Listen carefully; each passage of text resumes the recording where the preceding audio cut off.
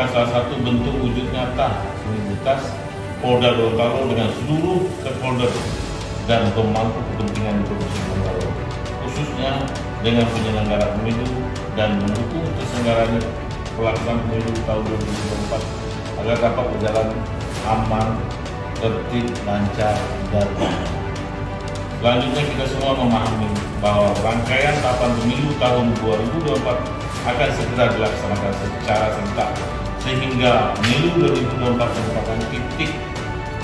persimpangan sejarah bangsa Indonesia yang menentukan untuk mewujudkan visi Indonesia Emas tahun 2025. Oleh karena itu, saya kira ini adalah bagian dari bagaimana komitmen kita bersama untuk mewujudkan pemilu 2024 sekaligus pemilihan kepala daerah serentak di tahun yang sama, yaitu tahun 2024, menjadi tujuan kita bersama untuk memberi penguatan terhadap kualitas demokrasi dan